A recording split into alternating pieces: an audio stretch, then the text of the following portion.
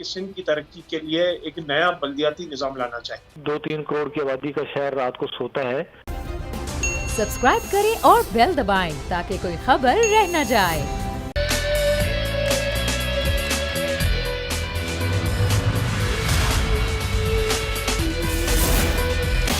बिस्मिल्लाहिर्रहमानिर्रहीम, अस्सलाम वालेकुम। प्रोग्राम में मैं सुमैया रिजवान आपको वेलकम कहती हूँ। नाजरीन, इस वक्त शहर कायद में धरनों की सियासत जोरों पर है। सिंध हुकूमत की जानिब जब से नया बल्दियाती बिल पेश किया गया है, उस वक्त से लेकर अब तक गोया कराची की सियासत में एक हलचल सी बरपा है। जमात इस्लामी की जानिब से जहाँ तवील मुद्दती धरना दिया गया, वहीं MQM, तहरीक इंसाफ समेत पाक सरजमीन पार्टी नए बल्दियाती बिल के खिलाफ अब भी सरापा एहतजाज है। कुछ हलकों की ये राय है कि सिंध के नए बल्दियाती कानून के खिलाफ कराची की मखसूस सियासी जमातों के एहतजाज में जमात इस्लामी ने सबकत हासिल कर ली है। बल्दियाती कानून में हुकूमत सिंध ने जो तब्दीलियां करने का वादा किया, उस जमात इस्लामी अपनी फतह करार दे रही है। एहतजाज करने वाली दीगर सियासी जमातें इस मुआहदे को अब तस्लीम करने को तैयार नहीं हैं। और जो हुकूमत सिंध जमात इस्लामी के माबैन हुआ है, MQM ये कहती है कि सिंध हुकूमत ने जो जमात इस्लामी को मुआहदे के नाम पर मामू बनाया है। दूसरी जानिब PSP ने 3 रोज से फवारा चौक कराची में धरना दिया हुआ है। मुस्तफा कमाल ये ऐलान करते हैं कि सूबाई फाइनेंस कमीशन के लिए सिर्फ तहरीरी मुआहदा करके धरना ख़त्म नहीं करेंगे, बल्कि धरना सूबाई फाइनेंस कमीशन के लिए असम्बली से बिल पास होने के बाद ख़त्म किया जाएगा। जबकि सुप्रीम कोर्ट ने आज मुत्तहिदा कौमी मूवमेंट पाकिस्तान की दरख्वास्त पर एक बड़ा फैसला सुनाया है, जिसमें सिंध लोकल बॉडीज़ तरमीमी एक्ट की शेख 74 और 75 को कलअदम करार दिया है और साथ ही हुक्म दिया है कि कानून के आर्टिकल 140A से इसे हम आहंग किया जाए। कोर्ट के फैसले में कहा गया है कि आर्टिकल 140 के तहत बल्दियाती हुकूमत का क़याम अमल में आता है और मकामी हुकूमतों के पास बल्दियाती इख्तियारात हैं। अदालत ने कहा कि सिंध हुकूमत बाइख्तियार बल्दियाती इदारे कायम करने की पाबंद है और बल्दियाती हुकूमत के तहत आने वाला कोई नया मनसूबा सूबाई हुकूमत शुरू नहीं कर सकती। नाजरीन, अब ये देखना है कि क्या वज़ीर आला सिंध मुराद अली शाह बल्दियाती एक्ट से मुतालिक सुप्रीम कोर्ट के हुक्म पर अमल दरामद करेंगे। इख्तियारात की जारी ये जंग आखिरकार क्या रंग लाएगी और कराची के अमन और बेहतर मुस्तकबिल के लिए क्या तमाम सियासी जमातें अपना अपना किरदार अदा करेंगी और धरनों की सियासत से कराची को क्या कभी कोई फ़ायदा होगा भी? मेरे ख्याल से तो नहीं होगा। लेकिन असल जो मामला है वो बल्दियाती इदारों को मजबूत करने का है और उसमें ये देखना होगा कि बल्दियाती इदारों को मजबूत करने के हवाले से जो अब सुप्रीम कोर्ट का फैसला है, उस पर सिंध हुकूमत का क्या रद्दअमल होता है, सिंध हुकूमत क्या करती है। मुराद अली शाह का बयान तो सामने आ गया है और वो ये कह रहे हैं कि हम पाबंद नहीं हैं और ख़ास तौर पर वो ये भी कह रहे हैं कि एहतराम तो करते हैं, लेकिन कौमी और सूबाई असम्बली के इख्तियारात बल्दियाती हुकूमत को नहीं दे सकते हैं। इसी पर हम आपके आज के प्रोग्राम में बात भी करेंगे और ज़रा ये भी जानने की कोशिश करेंगे खास कि पाक सरजमीन पार्टी क्या सोच रही है, क्योंकि पाक सरजमीन पार्टी का धरना अभी भी जारी है। MQM पाकिस्तान हो गई, पाक सरजमीन पार्टी है, PTI है और जमात इस्लामी है। तमाम अपोजिशन जमातों को ये चाहिए था कि मिलकर कोई लाहे-अमल बनाते और मिलकर कोई एहतजाज करते और ज़ाहिर है वो एक मिलकर अगर एहतजाज होता तो उसकी बात भी अलग होती। और ख़ास तौर पर जब सबका मुतालबा एक था और एक ही मुतालबे को लेकर एहतजाज किया जा रहा था, तो ज़्यादा बेहतर ना होता कि ये एक ही जगह एहतजाज होता। तमाम पार्टियों ने अपनी अपनी 1.5 इंच की मस्जिद बनाई और सब अपना अपना एहतजाज कर रहे हैं। किसी का मुआहदा हुआ, किसी का नहीं हुआ। तो अब MQM पाकिस्तान तो आज के फ़ैसले को अपनी जीत करार दे रही है और वो ये कहते हैं कि ये बहुत ही अच्छा फ़ैसला है और ज़ाहिर है ये हमारी दरख्वास्त पे फ़ैसला आया। अब ये सिंध हुकूमत को किस तरीके से करना है, ये असल मामला है। इसी पर हम बात करेंगे। सबसे पहले मैं ज्वाइन कर रहे हैं अब्दुल रशीद साहब, रहनुमा हैं जमात इस्लामी। बहुत शुक्रिया आपका अब्दुल रशीद साहब। आप पर तो इल्ज़ाम ये लग रहा है MQM पाकिस्तान की जानिब से कि आपके साथ ये जो मुआहदा हुआ ये सिर्फ गुमराह करने की कोशिश है। ये मुआहदा तो कर लिया गया है लेकिन कुछ करेगी नहीं और ख़ास तौर पे जो अदालत का फैसला आया है उसको जमात इस्लामी किस तरह देखती है? इसमें मेरा ख्याल है कि MQM की जहाँ तक बात करें तो MQM तो अपने करतूत पे पर्दा डालने के लिए इस तरह के प्रोपेगेंडे करती है। जमात इस्लामी की सक्सेस को पूरे कराची के शहर के लोगों ने की सताइश की है और हमने तो उनके बनाए वो उस कानून के अंदर जो तरमीम में वो पीपल्स पार्टी के साथ शामिल थे, हमने तो उसकी बहाली के लिए इकदाम उठाए हैं। जब ये शहर में कुछ नहीं कर सके और बयानों तक इनका तकिया था, तो उसके बाद जब कोई जद्दोजहद कामयाबी की तरफ बढ़ रही है और शहर कराची के लोगों को उनके हुकूक को वापस मिलने की कुछ आमद शुरू हो गई है, तो वो MQM ने अपना पुराना तर्ज सियासत शुरू किया है कि मुखालफत पर मुखालफत और फिर उसके बाद कोई जाने और वाक़या और उसके बाद गाँव में क्या, तो मेरा ख्याल है कि इनको समझना चाहिए। तो रशीद साहब, ये जो आपसे मुआहिदा हुआ है सिंध हुकूमत का, ये कब तरमीम होगी? बाकायदा बिल की सूरत में कब लाई जाएगी ये चीज़? इसमें देखें जो कल कैबिनेट का इजलास है और 5 मुकामात के ऊपर जो तरमीम करनी है उन्होंने उसको ड्राफ्ट तैयार किया है और जुम्मे के दिन इंशाल्लाह सूबाई असेंबली का सेशन है और जुम्मे को जिसकी सेशन शुरू होगा तो उसमें पीपल्स पार्टी पर ड्यू है कि वो। और आप लोगों को ये पूरी उम्मीद है कि जो मुआहिदा आपसे किया गया है वो उस पर पूरी तरीके से अमल दरामद होगा? देखिए, हम तो सियासी अखलाकियात के उस रवैये को भी हुस्न ज़न रखते हुए खुशामदीद कहने के लिए तैयार हैं, लेकिन पीपल्स पार्टी ने अगर कोई बिलफर्ज के कोई मुआहदे के बरखिलाफ इक़दाम किया तो जमात इस्लामी के पास सारे ऑप्शन खुले हैं उसके, लेकिन बहरहाल हम उम्मीद रखते हैं जैसे कि आप दोबारा भी धरना दे सकते हैं। जी, हम धरना भी दे सकते हैं, हमारे बहुत सारे ऑप्शन मौजूद हैं उसके ऊपर और हमने तो बहुत वाज़ेह तौर पे कहा है कि अभी सिर्फ सिंध असेंबली के ऊपर बैठे थे 28 दिन, अब अगला मरहला आएगा तो हम सिंध हाउस, सीएम हाउस और गवर्नर हाउस एक साथ दोनों जगह पर भी बैठेंगे। तो आप ये कहते हैं कि जो सब एहतजाज कर रही हैं जमातें, अब उनके एहतजाज का कोई जवाब नहीं बनता, जो मुतालबात थे वो सबके सेम थे, वो मान लिए गए हैं, तो अब ये बात खत्म हो जानी चाहिए। देखिए, मेरा ख्याल है एहतजाज करना सियासी जमातों का हक है और हम खुद भी बहुत सारे मामलात के ऊपर पीपल्स पार्टी के सिंध हुकूमत के सामने स्टैंड पर हैं। मिसाल के तौर पर बराह रास्त मेयर के इंतखाब का मसला है जो उस पर इत्तेफाक उन्होंने नहीं किया और हमने बहुत वाज़ेह तौर पर उसको सोसाइटी में लिखवाया है कि हम इसके ऊपर स्टैंड पर मौजूद हैं। हमारा मौक़िफ़ ये है कि मेयर का बराह रास्त इंतखाब होना चाहिए। बिल्कुल। इसी तरह अथॉरिटीज़ के अंदर वो रोल मौसर इंतजामी रोल की तरफ आए और हम ये कहते हैं कि हमारा ये स्टैंड मौजूद है कि अथॉरिटीज से मेयर कराची के सुपुर्द करनी चाहिए। वाटर एंड सेवरेज बोर्ड का एक देरीना मसला था, 2013 के अंदर एमकेएम ने पीपल्स पार्टी के साथ मिलकर तरमीम की थी और चेयरमैन खत्म किया था। आज जमात इस्लामी ने उस पर कामयाबी हासिल की है कि इन्होंने ये बात की है कि जी मेयर जो है वो चेयरमैन होगा वाटर एंड सेवरेज बोर्ड का।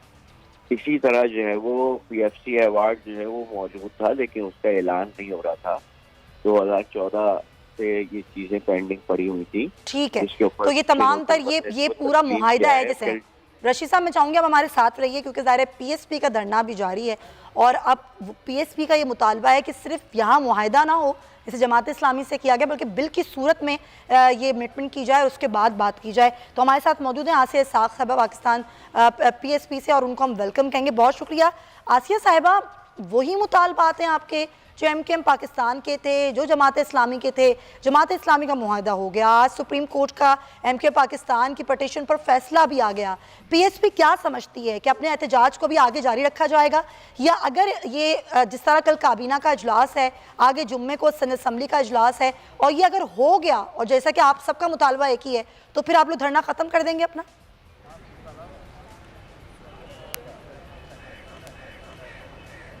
बहुत बहुत शुक्रिया। देखिए, आपके सवाल का जवाब मेरे 2 मिनट में आपका लूँगी, उसमें तमाम जवाबात आ जाएंगे।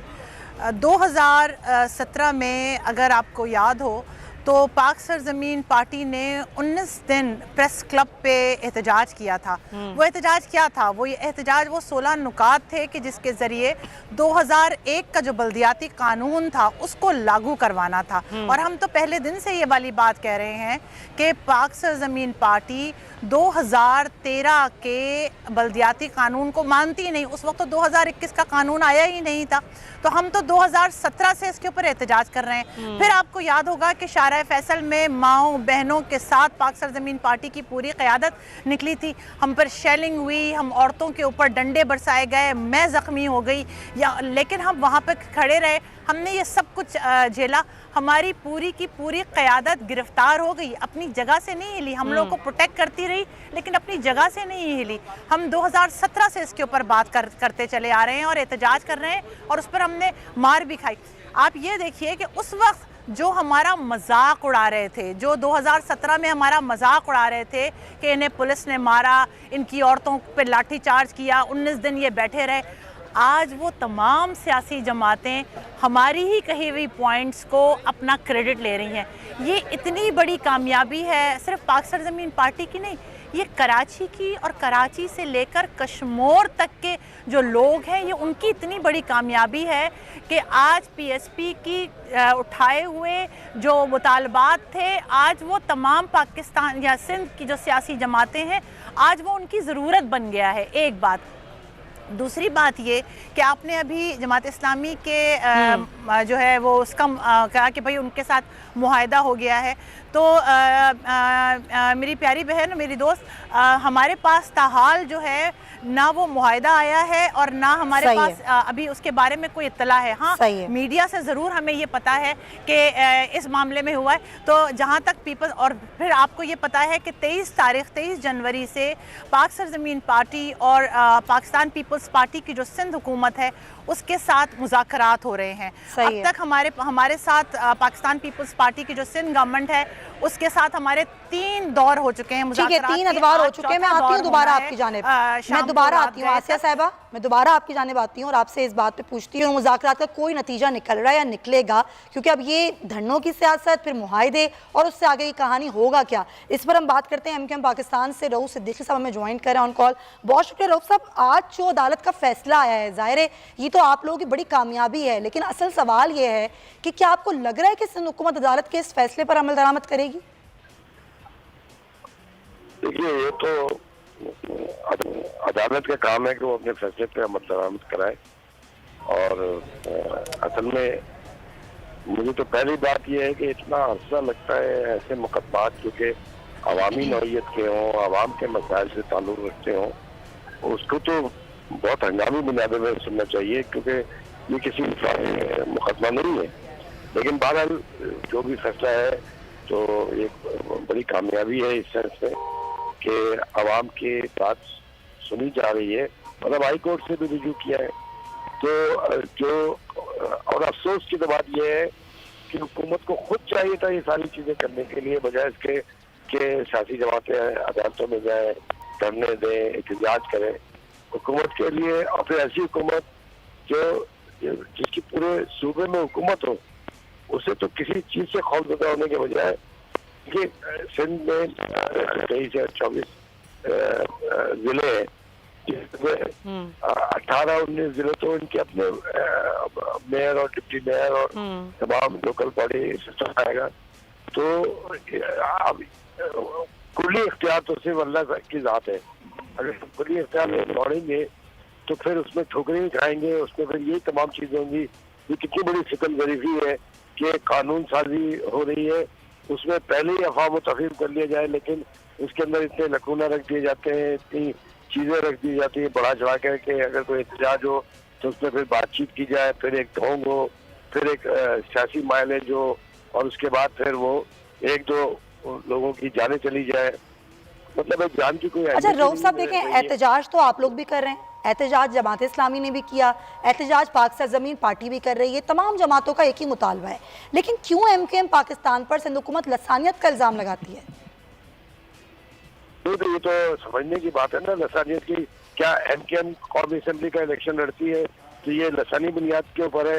ये सेनेटर सैफ क्या लखनऊ के थे जिनको टिकट दिया गया था, या मियाँ अतीक जो थे दिल्ली से आए थे तो जिनको टिकट दिया गया था, या यहाँ पे सिंध के बाशऊर लोगों को टिकट दे के अपने हल्कों से जिता के भेजा था, तो क्या ये लखनऊ हैदराबाद दक्कन से आए थे?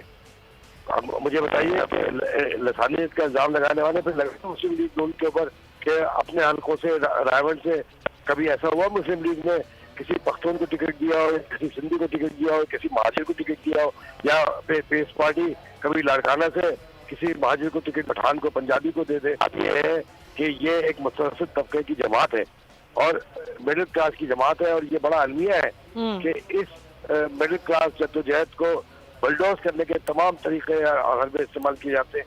आज आप उठा के अदालतों में देखें, मीडिया ने हमारे खिलाफ जो छोटे छोटे झूठे मुकदमात कायम किए थे, अदालतों ने एक लम्हे में, निचली अदालतों ने एक लम्हे के अंदर उन केस को उठा के फेंक दिया कि ये झूठे मुकदमात हैं। 5-5 साल 6-6 साल जेल में डाल के रखा।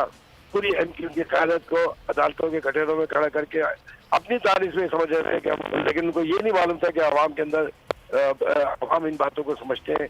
हम तो अपनी पूरी जद्दोजहद, अपने पूरे कद और पूरे रऊफ साहब देखें, एमक्यूएम पाकिस्तान एक बड़ी स्टेक होल्डर जमात है कराची की, और ख़ास तौर पर अगर हम बात करें जो मुतालबा है आप लोगों का, वही मुतालबा तमाम अपोजिशन जमातों का है। क्या बेहतर ना होता कि एमक्यूएम पाकिस्तान तमाम जमातों को मिला के कोई एक बड़ा एहतजाज करती, उसका ज़ाहिर बड़ा प्रेशर भी होता? आपको बजाय ये कहने के आपको ये कहना चाहिए था कि हुकूमत इतनी कमज़ोर, इतनी खौफजदा है कि उसे एहतजाज पे आने के, अगर जमहूरी हुकूमत है, सियासी हुकूमत है, तो ये सारा का सारा फेलियर हुकूमत का है, बजाय इसके कि तमाम सियासी जमातें एक नुक्ते में। भाई हुकूमत एक माँ की तरह होती है, इस्टेब्लिशमेंट एक माँ की तरह होती है। स्टेट जो है वो यहाँ तक नौबत क्यों आने देती है एक ऐसे कानून के ऊपर जिसके ऊपर धरने दे रहे हैं तमाम सियासी जमातें कह रही हैं। बात कहीं ज़्यादा बदतरीन जो एक्ट रहा है हुकूमत का रहा है। सही। हुकूमत को क्या मतलब है 2-4 लाशें गिनने के बाद ये कानून साजी करेंगे? ऐसे कानून साजी होती है दुनिया भर में? क्या महज़ब माशरे में ये होता है? या महज़ब माशरे का बनने की कोशिश करने वालों को मेरा तो सवाल सबसे बड़ा है कि इस शहर से वज़ीर आज़म पाकिस्तान मुंतखब हुए, इस शहर से सदर पाकिस्तान मुंतखब हुए, इस शहर के साथ सब कुछ होता रहा। इसकी जिम्मेदारी अगर आप ये कहें कि उनको पता नहीं था, तो ये उनकी कोताही है कि उनको नहीं पता, उनको क्यों नहीं पता था कि ये सब हो रहा है। इस शहर के अंदर सिर्फ बल्दियाती कानून नहीं है, ये तो नजरें हटाने के लिए किया गया है। यहाँ के बुनियादी हुकूक छीन लिए गए हैं। यहाँ पर बेरोजगारी की ये हालत है कि सिर्फ 2 ग्रेड और 3 ग्रेड की नौकरी के लिए भी इश्तिहारात के ऊपर पाबंदी है। यार इस तरीके से थोड़ी होता है। इस शहर के अंदर सिर्फ महाजन, सारे गरीब लोग बस रहे होते हैं। एक तरफ तो यानी पूरी की पूरी एमक्यूएम की क़यादत को दीवार से लगा के और इस तरीके से ह्यूमिलेट किया गया है। ठीक है, आप ही कह रहे हैं कि एमक्यूएम की क़यादत को ह्यूमिलेट किया गया, एक तरफ लगा के, और उस तरीके से सियासत नहीं की जाती जैसे सिंध हुकूमत करी। बहुत शुक्रिया आपका। हमें बिलाल गफ्फार साहब भी ज्वाइन करें पाकिस्तान तहरीक साहब से, उनको भी हम शामिल गुफ्तगू करते हैं। बिलाल साहब, आप भी अपोजिशन में, लेकिन आप लोगों का एहतजाज उस तरीके से नहीं आया जिस तरीके से जमात इस्लामी ने 28 दिन का धरना दिया। आज PSP भी एहतजाज करी, एमक्यूएम पाकिस्तान ने भी एहतजाज किया। फिर ख़ास तौर पर जो आपको आवाज़ बननी चाहिए थी, खास पाकिस्तान तहरीक इंसाफ को, बल्दियाती एक्ट के खिलाफ, वो नहीं बनी। अब जो आज अदालत का फैसला आया है उसको किस तरह से देख रही है तहरीक इंसाफ, और आप लोगों का आगे का लाहेअमल क्या है? जी बिस्मिल्लाहिर्रहमानिर्रहीम, शुक्रिया आपने मुझे मौका दिया। लेकिन सबसे पहले जो सिंध बल्दियाती बिल से मुतल्लिक सुप्रीम कोर्ट का जो फैसला आया है वो अवाम की उमंगों के मुताबिक है, खुशाइन है, और इसमें आज जमहूरियत पसंद जमातों की ये एक जीत है। इस फैसले के बाद पता चल गया है कि जो सिंध हुकूमत की जो डिक्टेटरशिप सोच, जो वो एक ऐसा निज़ाम लाना चाहती थी जिसमें डिक्टेटरशिप हो, और अब आप देखें जो सीरियस कंसर्न शो किए गए हैं सुप्रीम कोर्ट के, जो उन्होंने तहफ़्फ़ुज़ात शो किए हैं इस बल्दियाती एक्ट पे, अब ये लाजिम करार दिया गया है कि सिंध की तरक्की के लिए एक नया बल्दियाती निज़ाम लाना चाहिए, चाहे असम्बली के अंदर हो या असम्बली के बाहर। पाकिस्तान तहरीक इंसाफ ने पहले दिन से ये डिमांड रखी है कि एक नया बिल लाया जाए जो 2001, 2013, 2015 हम किसी को बिल्कुल ही नहीं मानते। एक नया अफेक्टिव, एफिशिएंट, कॉम्प्रिहेंसिव बल्दियाती निज़ाम के लिए एक बल्दियाती बिल लाया जाए जिसमें तमाम स्टेक होल्डर्स, तमाम पॉलिटिकल पार्टीज को इन्वॉल्व किया जाए। साथ साथ एक सेलेक्ट कमेटी, स्टैंडिंग कमेटी बनाई जाए जिसमें तमाम स्टेक होल्डर्स से मशावरत की जाए। पाकिस्तान तहरीक इंसाफ के उस वक्त के अपोजिशन लीडर फिरदौस शमीम नकवी और हमारे कुछ MPs ने 16 महीने पहले असेंबली में एक बिल प्रेजेंट किया था।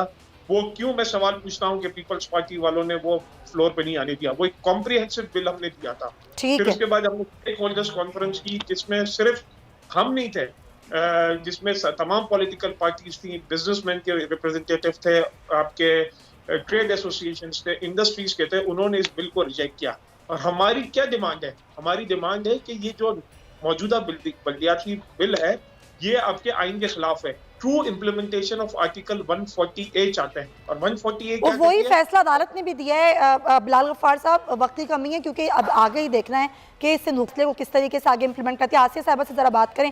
आसिया साहिबा, अब PSP का अगला लाहेअमल क्या है? आपने कहा 3 अदवार हो चुके हैं मुज़ाकरात के सिंध हुकूमत से, तो क्या आपका भी कोई मुआहिदा होगा? कुछ इस तरह के चांसेस हैं कि PSP भी कोई मुआहिदा करेगी?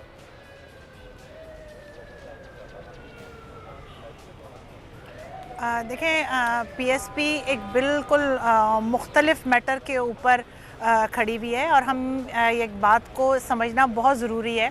देखें, जब पहले दिन 23 जनवरी को पीपल्स पार्टी की सिंध गवर्नमेंट का वफ्द पाकिस्तान हाउस आया था, तो वो हमारे 70% से 75% जो हमारे मुतालबात थे वो तो पहले दिन ही वो माने हुए थे ना। हमारे लिए बड़ा आसान था कि हम ऊपर कमरे की मीटिंग रूम से हम उतरते, नीचे मीडिया के सामने आते और कहते कि जी हमारा हो गया, अल्लाह अल्लाह खैर सल्ला। हमारे 75% जो हमारे मुतालबात थे वो तो सिंध गवर्नमेंट ने हमारे आज ही एक्सेप्ट कर लिए और हमें कहा भी क्या कि चलें अभी के अभी करते हैं। द पॉइंट इज़ दैट कि देखें, एक क्या 100 महकमे भी अगर वज़ीर आला या सिंध गवर्नमेंट बल्दियाती हुकूमत के हवाले कर दे, मेयर के अंडर कर भी दे और उसको PFC के थ्रू वसाइल प्रोवाइड ना करे, तो फिर ये आपके 100 के 100 महकमे जो है ना ये बेमायने हैं। बेमाने हैं, लेकिन अब वही बात है ना कि आपका धरना कोई रोता हुआ कहेगा या जमाते इस्लामी का एहतजाज या फिर MQM का एहतजाज सबके मुद्दे की है ना, लेकिन करना तो सिंध हुकूमत ने है। अब वो सिंध हुकूमत क्या करती है क्या नहीं करती ये आने वाले दिनों में पता चल जाएगा। बहुत शुक्रिया आपका आसिया इसाक साहिबा। हमारे साथ बिलाल गफ्फार साहब मौजूद थे, अब्दुल रशीद साहब जमात इस्लामी से। नाज़रीन, ब्रेक लेंगे, लेकिन वापस आएंगे तो बात करेंगे मियाँ साहब की मेडिकल रिपोर्ट्स की जो कि लाहौर हाई कोर्ट में जमा करवा दी गई है और हमें ज्वाइन करें पाकिस्तान मुस्लिम लीग नून से राना एहसान साहब, उनसे हम बात करेंगे लेकिन इस ब्रेक के बाद।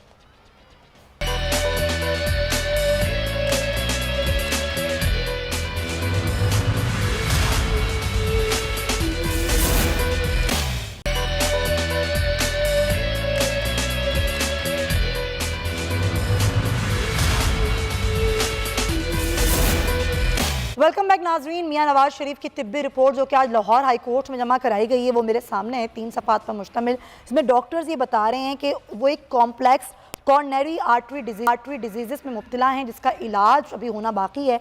फिर वो लिखते हैं कि my opinion regarding its travel to Pakistan and its implication on its health remains the same as mentioned in my earlier medical reports. Until then, he should remain on medical treatment in London under the care of the doctors with the multiple specialties. तो ये और साथ ही साथ वो लिखते हैं कि अगर उन्होंने ट्रैवल किया तो कोरोना की सूरत हाल में वो उनके लिए ख़तरनाक साबित हो सकता है। वो जहनी दबाव में है अपनी एहलिया के इंतकाल के बाद से, और ज़ाहिर अगर वो जेल जाएंगे तो ये जहनी दबाव मज़ीद बढ़ सकता है।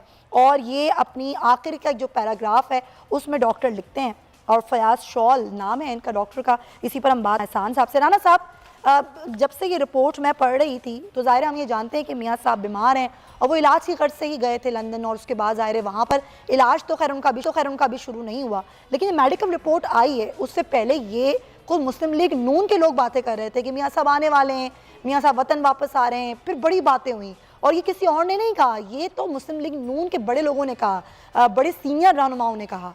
तो क्या नहीं मालूम था उनको कि उनकी हेल्थ इतनी इजाज़त नहीं देती कि वो ट्रैवल कर सकें, और आज मेडिकल रिपोर्ट आ जाती है? बिस्मिल्लाहिर्रहमानिर्रहीम। देखिए, मियाँ साहब की जब भी बात हुई है सब अरकान जो हैं जो PMLN से बिलोंग करते हैं उन्होंने यही कहा कि उनका हेल्थ का भी इशू है, और जब वो हेल्थ का इशू पहले है और फिर उसके बाद जो आप कहें कि अदालती निज़ाम और यहाँ हर बंदे को जो है एहतसाब किस किस्म का मिलता है, सिलेक्टिव मिलता है, वो दूरी सेकेंडरी वो बात है, लेकिन पहले उनकी हेल्थ की बात ही है। और आज एक मेडिकल प्रोफेशनल ने जो है इस चीज़ को दोबारा सर्टिफाई कर दिया है कि उनको हार्ट की इंटरवेंशन की ज़रूरत है, और उनकी जो करंट सिचुएशन है उनमें उन्होंने तजवीज़। राना साहब, ये वही मुआलिज हैं जो पहले भी इलाज करते रहे, डॉक्टर साहब हैं जो मियाँ साहब का इलाज करते रहे, या कोई और डॉक्टर हैं? देखिए, मुझे इन डॉक्टर की डिटेल नहीं पता, लेकिन ऑब्वियसली अगर वो UK के अंदर उन्होंने देखा है तो उनकी कोई क्रेडिबिलिटी होगी, वरना सबसे पहला काम जो PTI करेगी उसको चैलेंज कर दे। तो ऐसे नहीं, आई एम श्योर वो एक जो भी ऑथराइज्ड होंगे और वहाँ के बोर्ड के सर्टिफाइड डॉक्टर होंगे। लेकिन अब इससे देखें, रिक्वायरमेंट थी, जो गारंटी की जो शहबाज शरीफ साहब ने दी थी, वो भी पूरी हो गई। जो है हाई कोर्ट के अंदर जो है मेडिकल रिपोर्ट भी आ गई और उससे वाज़ेह हो गया कि मियाँ साहब की जो करंट हेल्थ कंडीशन है वो नंबर 1 वो कोविड के एक हाई रिस्क पेशेंट बन सकते हैं, तो कोविड के लिहाज से भी उनको अपना ख्याल रखने की ज़रूरत है। नंबर 2, उनको जो है ये कहा है कि वो वॉक करें और अपनी जो एक्सरसाइज की रूटीन बरकरार रखें। नंबर 3 ये कि उनको जो है अगर कोई कंफाइनमेंट से जो स्ट्रेस आता है या और मामला है, वो उनके दिल के लिए जो है वो खतरा बन सकते हैं उनकी जिंदगी के लिए। तो मैं समझता हूँ इससे काफी ज्यादा जो सवालात ओवरऑल। राणा साहब, तकरीबन 1.5 साल हो गया गालिबन मियाँ साहब को गए। जी बिल्कुल, 1.5 साल हो गया, तो इस 1.5 साल में इलाज क्यों नहीं शुरू हो सका उनका? देखिए, जहां तक मुझे पता है कि जब से कोरोना वहां मौजूद है तो तब से जो है कोई बड़ी सर्जरीज वगैरह से अवॉइड किया जाता है, और इस माहौल के अंदर जो है वो एक जब वो हालात बेहतर होंगे यूके के अंदर तो वो जरूर जो है वो अपना इलाज वैसे इलाज उनका चेकअप होते हैं उनके, और रेगुलर जो है डॉक्टर उनको रेगुलरली चेक भी करते हैं। लेकिन जो कोई बड़ी मेजर सर्जरी होनी है वो भी उसकी डेट भी डॉक्टर डिसाइड करेंगे। लेकिन देखें राणा साहब, मियाँ साहब की सेहत इजाज़त नहीं देती कि वो ट्रैवल कर सकें, इस तरह की कंडीशन भी नहीं है कि उनका इलाज शुरू किया जा सके। फिर सियासी मंजरनामे में उन सियासत में उनकी वापसी की बातें, ये कहा जाना कि 2023 के इलेक्शन में मियाँ साहब मुस्लिम लीग नून की सियासत में नजर आएंगे, फिर ये सब कुछ कैसे मुमकिन हो सकता है? ये सब कुछ तभी मुमकिन होगा जब उनकी हेल्थ इजाजत, और जब हेल्थ इजाजत समझते हैं कि सियासत का भी हिस्सा बनेंगे, और वो सारे जो पाकिस्तान भी जरूर वापस आएंगे, और इंशाल्लाह हम समझते हैं कि उनका इलाज जो है वो कभी वहाँ डॉक्टर समझेंगे कि इनकी सर्जरी हो सकती है या जो इंटरवेंशन का इंतजार कर रहे हैं वो हो सकता है, उसके फौरन बाद मियाँ साहब जो है वो जरूर वापस आना चाहिए। देखिए, आप भी जानते हैं कि ये साल जो है वो इलेक्शन कैंपेन का साल है, 2023 इलेक्शन का साल है। मुस्लिम लीग नून ने खुद सोचा तो होगा ना कि आगे किस तरीके से लेकर चलना है मामलात को, और जिस तरह आप लोग बड़े पुरुमीद हैं कि अगली हुकूमत आपकी होगी, मियाँ साहब नहीं होते हैं तो फिर कौन होगा वज़ीर आज़म का उम्मीदवार? ये सब कुछ प्लानिंग तो होगी ना मियाँ साहब की सेहत को देखते हुए, सोच तो रही होगी मुस्लिम लीग नून।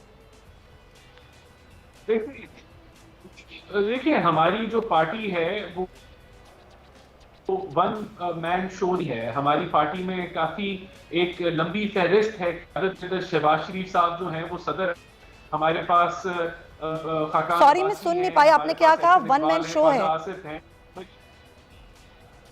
नहीं, वन मैन शो नहीं है। मैंने कहा हमारे पार्टी में वन मैन शो नहीं है। हमारी क़यादत की बड़ी लंबी चौड़ी फहरिस्त है जिसके अंदर हमारी जो और उनको गाइडेंस मियां नवाज शरीफ जरूर देते हैं, चाहे वो लंदन में हो, जब यहाँ पाकिस्तान में जेल में थे तब भी उनसे मुशावरत होती थी, जब वो उनसे मिलने लोग जाते थे उनसे जरूर पॉलिटिकल मामला डिस्कस होते थे। तो हमारी पार्टी में क़यादत का कोई फुकदान नहीं है अंडर द गाइडेंस ऑफ मियां नवाज शरीफ।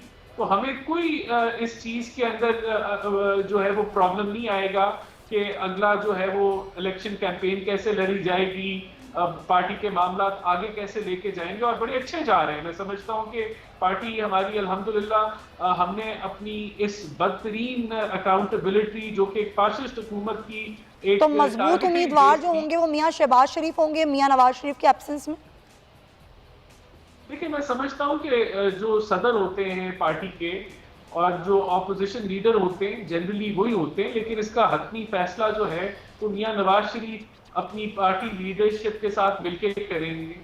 तो इसमें भी कोई, मैं समझता हूँ कि ये जब टाइम आएगा तो ये चीज़ भी अयां हो जाएगी कि कौन होंगे। हम नहीं समझते कि ये इस वक्त जो है ये इसमें कोई बहुत क्लैरिटी आ जाए अभी। वैसे तो क्लियर होता है कि जो प्रेसिडेंट होते हैं और जो ऑपोजिशन लीडर होते हैं वही आगे जाके एक जो है प्राइम मिनिस्टर के कैंडिडेट होते हैं, बट हतमी फैसला जब होगा वो आपको क्लियर कट जो है वो आगे आपको जरूर। अच्छा राणा साहब, देखिए मियाँ साहब की तबीयत इजाज़त नहीं देती कि वो ट्रैवल कर सकें, वो आ सकें, उनको वहाँ इलाज करवाना है। यहाँ आएंगे तो ज़ाहिर है उनको जेल जाना पड़ेगा, और ये सारे सर्कमस्टांसेस सबके सामने हैं। अब इस जो तिब्बी रिपोर्ट जो आज पेश की गई है लाहौर हाई कोर्ट पे, इस पे हुकूमत का मौक़िफ़ ये है, आपने भी बयानात सुने होंगे कि कुछ भी नहीं है और ये अपना कोई डॉक्टर पकड़ के ये रिपोर्ट जमा कराई गई है, लेकिन हुकूमत ये समझती है कि इसको चैलेंज भी किया जाएगा अदालतों में और हुकूमत का जो प्लान है मियाँ साहब को वापस लाने का वो लाएगी हुकूमत। तो आप समझते हैं कि ऐसा मुमकिन हो पाएगा? देखिए, हुकूमत जो करना चाहती है वो करे। वो हाई कोर्ट जो है वो राइट फोरम है। अगर हुकूमत को इस पे कोई ऑब्जेक्शन है, और जो गारंटी दी थी उसमें भी एक लायमल बना के दिया गया था, जो बेल दी थी मियाँ साहब को, तो उसमें एक लायमल बनाया हुआ है कि किस तरीके से इस रिपोर्ट की तस्दीक की जा सकती है, किस तरीके से हाई कमीशन जो पाकिस्तानी हाई कमीशन है ब्रिटेन में, उसका जो एक मेंबर है वो अपॉइंट होगा और वो चेक कर सकता है, वहाँ डॉक्टर से कंसल्ट कर सकता है, उससे तस्दीक कर सकता है। तो ये वो सारे तरीक़ाकार हैं जिससे इसको ऑथेंटिकेट किया जा सकता है। तो हमें तो कोई इसमें इख्तलाफ नहीं है कि अगर हुकूमत चाहे इसको ऑथेंटिकेट करने के लिए, या अगर उसके कोई ऑब्जेक्शन हैं वो रेज करना चाहे कोर्ट में, तो जरूर करे। उसका जवाब हम वहाँ जो है वो सबमिट करा देंगे। लेकिन हुकूमत, मैं समझता हूँ कि हमारा ये मौक़िफ़ है कि जिस बुनियाद पे हमें बेल दी गई थी, हमने 100% कंप्लायंस की है, और जो गारंटी शहबाज शरीफ साहब ने दी थी एग्जैक्टली उसके मुताबिक ही मियाँ साहब का इलाज जारी है। और उसकी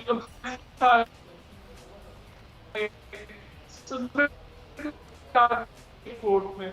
ठीक है, राना इंसान साहब बहुत शुक्रिया आपका, और तमाम तर सूरत में आगाह कर रहे थे कि मियाँ साहब का इलाज फ़िलहाल कोविड की सिचुएशन को देखते हुए हो नहीं सकता, लेकिन उनका इलाज होगा तभी वो वतन वापस आएंगे, उससे पहले वो नहीं आ सकते हैं। तो प्रोग्राम के हिस्से में ज़रा कराची में जो स्ट्रीट क्राइम्स की बढ़ती वारदातें हैं उस पर बात करेंगे। हमने देखा कि 2022 का जो पहला महीना था, यानी कि जनवरी का महीना, उसमें भी जो अवाम है, शहरी हैं कराची के, वो डाकुओं की जो है वो रहमो करम पे रहे, अपने गली मोहल्लों सड़कों पर लुटते रहे। और ख़ास तौर पर हमने देखा कि जराइम का जो रेट है वो बढ़ गया जनवरी 2022 में। और ख़ास तौर पे अगर हम बात करें सिर्फ 12 घंटे की जो रिपोर्ट सामने आई कि सिर्फ 12 घंटे के दौरान जो मुसल्ला स्ट्रीट क्रिमिनल्स हैं उन्होंने 7 शहरियों गोली मार दी। अच्छा, ये बहुत ज़्यादा हमने देखा कि एक तो डकैती की वारदातें हो रही हैं, और डकैती की वारदातों में मज़ाहिमत पर कत्ल के वाक़यात बढ़ गए हैं। लोगों को दिन दहाड़े गोलियां मारी जा रही हैं, कभी घर के सामने, कभी गलियों में, कभी सड़कों पे, कभी आम शाहराहों पे एक लूटा मारी है। और ऐसा लगता है कि इस शहर में कोई है नहीं, एक जंगल का कानून है जो कि लगता है कि कोई कानून नहीं है। खारादर में हमने देखा, वहाँ पर एक मेडिकल स्टोर पर मुल्जिमान ने फायरिंग की और वहाँ पर 4 अफराद को ज़ख्मी किया। हाजी इस्माइल रोड पे भी यही वाक़या पेश आया। नया नाज़िमाबाद जलील रोड पर यही जो है वो सूरत हाल हुई। तो कराची में जो जनवरी 2022 और पिछले कुछ 12-13 घंटे में सूरत हाल खासी गंभीर रही है। बहुत ही अजीब सूरत हाल है माह जनवरी पूरा अगर हम देखें। सलमान सलीम से बात करते हैं, हमारे रिपोर्टर हमारे साथ मौजूद हैं। सलमान, ये बताइएगा, एक तो हम देख रहे हैं कि क्राइम रेट बहुत बढ़ गया है, लेकिन उसके साथ साथ जो डकैती मज़ाहिमत पर लोगों को मार दिया जा रहा है डाकुओं की जानिब से, कई अफराद कत्ल हो चुके हैं, ये चीज़ भी बहुत बढ़ गई है। पुलिस कहीं आपको नज़र आती है कि पुलिस कहीं हरकत में हो और पुलिस कोई कार्रवाइयाँ कर रही हो, सीसीटीवी कैमरों की मदद से कोई गिरफ्तारियाँ हो रही हों? जी बिल्कुल, देखिए समझिए, बिल्कुल ये स्ट्रीट क्राइम की वारदातें जो हैं ये रोज ब रोज बढ़ती जा रही हैं। और अगर हम लोग गुज़िश्ता घंटे की बात कर रहे हैं तो डकैती मुज़ाहमत के ऊपर तकरीबन 7 अफराद जो हैं उनको गोलियां मारकर जो है वो जख्मी कर दिया गया है। अगर हम लोग ओवरऑल बात करें तो पूरा इस एक माह के अंदर जो सारे मामला हुए हैं उसके अंदर देखें तकरीबन 300 के करीब जो है वो गाड़ियाँ चोरी हुई हैं, 12-13 के करीब जो है वो गाड़ियाँ असले के जो अफराद को गोलियां मारकर कत्ल कर दिया गया है। इस वक्त भी हमने ये देखा कि डिफेंस, कराची का जो इलाका है डिफेंस, उसमें भी बहुत ज़्यादा वारदातें हो गई हैं। पुलिस जो है वो वारदातों को कंट्रोल करने में बिल्कुल नाकाम है। और साथ साथ अगर हम लोग बात करें तो पुलिस जो है ये दावे करती दिखाई दे रही है कि कराची में स्ट्रीट क्राइम की जो वारदातें हैं उनकी रोकथाम के लिए जो है वो सारे इकदाम किए जा रहे हैं, लेकिन हम ये देख रहे हैं कि कोई इकदाम जो है वो मौसर नहीं है। कराची में रोजाना की बुनियाद के ऊपर जो है वो 100 के करीब जो है वो मोबाइल फोन छीने जा रहे हैं। इसके अलावा मोटरसाइकिल लिफ्टिंग की वारदात जो है वो बहुत ज़्यादा हो चुकी हैं।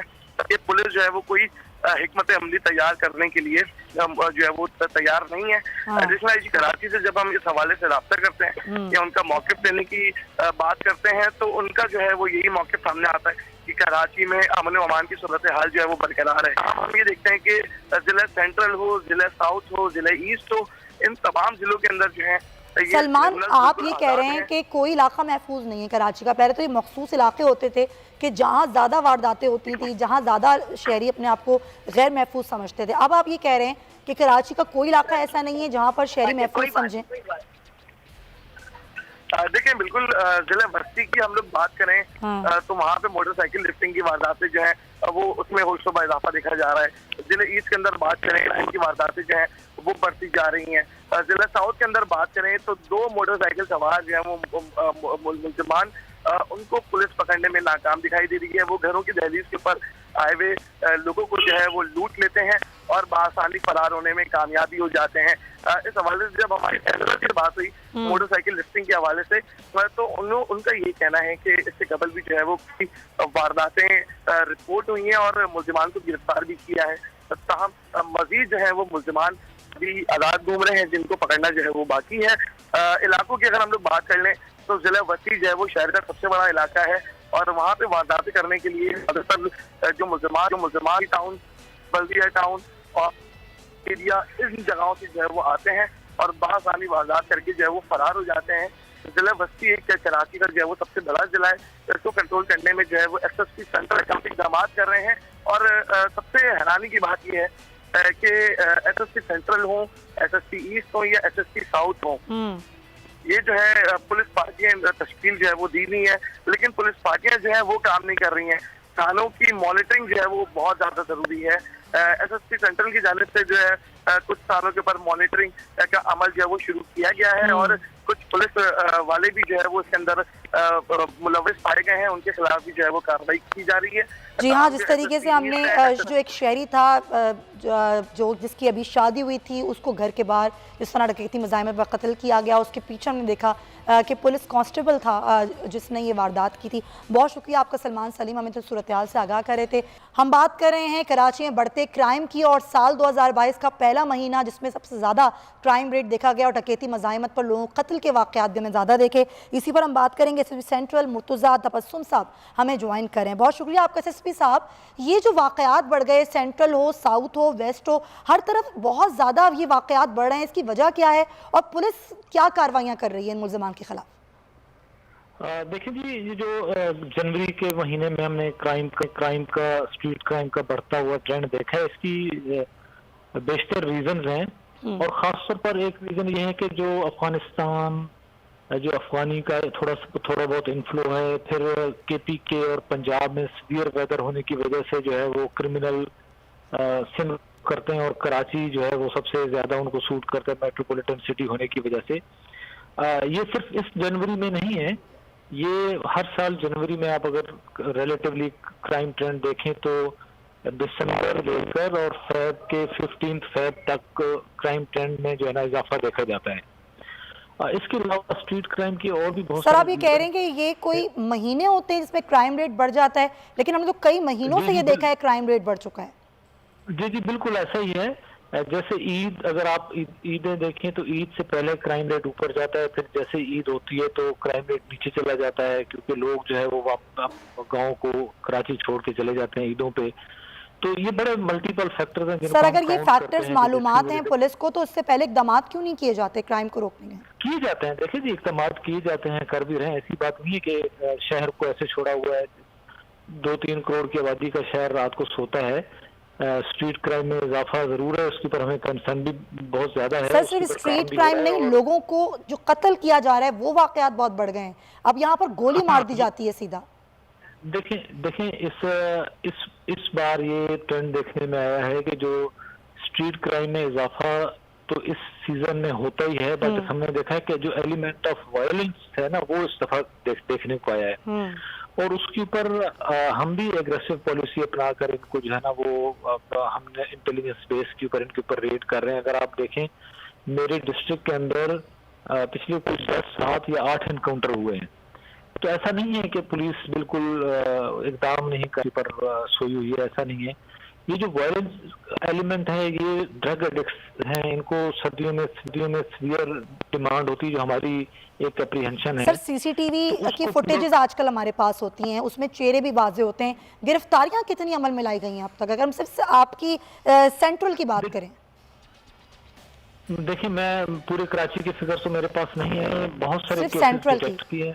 हाँ, मैं सेंट्रल की बात कर रहा हूँ। मेरे पास सेंट्रल की भी एग्जैक्ट फिगर तो इस वक्त नहीं है, बट हमने तकरीबन मोर देन 50% जो वारदातें हैं उसके हमें या तो हमने गिरफ्तार कर ली हैं, या फिर हमें पता है कि टारगेट हमारे वो है, हम इनके ऊपर काम कर रहे हैं। अच्छा, तो इंशाल्लाह हम इसको पकड़ेंगे और ये क्राइम नीचे आएगा इंशाल्लाह नेक्स्ट मंथ से। नेक्स्ट मंथ से आप कह रहे हैं नीचे आ जाएगा, और पेशगी इकदाम भी किए जाएंगे कि आगे अगर इस तरह की चीजें होती हैं कुछ महीनों में तो उस पर पुलिस इकदाम पहले से करेगी? जी देखिए, वो इकदाम तो मैं आपको टीवी पे नहीं बता सकता हूँ, हम इकदाम करेंगे। देखिए, ये जैसे ही एक ट्रेंड शुरू होता है, हम उसके हिसाब से अपनी स्ट्रेटजी बदलते हैं, तो वो ट्रेंड चेंज होना शुरू हो जाता है, फिर हम अपनी स्ट्रेटजी उसके हिसाब से बदलते हैं। सही। तो ये तो एक क्रिमिनल्स का और उसका पुलिस का जो है ना, वो लगा रहता है कि वो अपने तरीके आजमाते हैं, हम अपने तरीकों से उनको अरेस्ट। सर लेकिन पुलिस को ये मालूमात होती है क्रिमिनल्स किस इलाके में छुपे होते हैं? ज्यादातर आउटस्कर्ट्स पे हैं, जो कराची के आउटस्कर्ट्स हैं, जैसे आउटर एरियाज है ना, जितने भी हैं पेरिफेरी पे है, वहाँ पे ये लोग ज्यादा आते हैं। और मेरा डिस्ट्रिक्ट जो है वो हिट भी इसी वजह से होता है कि आउटस्कर्ट से जो क्रिमिनल आता है वो डिस्ट्रिक्ट सेंट्रल को टच करता है और फिर वापस जाता है जी। तो आउटस्कर्ट्स में होते हैं, हमें इनके हाइड आउट्स का भी जनरली पता होता है कि जनरल एरिया कौन सा है, उसके ऊपर हम काम भी करते हैं। इंशाल्लाह काम हो भी रहा है और बड़े पैमाने पे हो रहा है। इंशाल्लाह आप देखेंगे कि फ़रवरी के महीने में बहुत अच्छी बेहतर पेशरफ्त होगी। बहुत शुक्रिया आपका एसएसपी सेंट्रल मुर्तुज़ा तबस्सुम साहब, हमारे आपके वक्त का बहुत शुक्रिया। कराची में क्राइम रेट अल्लाह करे कंट्रोल में आ जाए, क्योंकि शहरी अपनी जान माल को बिल्कुल महफूज नहीं समझ रहे हैं, ना अपने घर के बाहर, ना गलियों में, ना शाहराहों पे, ना सड़कों पे। तो उम्मीद भी करते हैं कि पुलिस इकदाम करेगी, हुकूमत इस पर इकदाम करेगी। प्रोग्राम का वक्त ख़त्म होता है, आपसे कल मुलाकात होगी। अपना बहुत ख्याल रखिएगा। अल्लाह हाफ़िज़।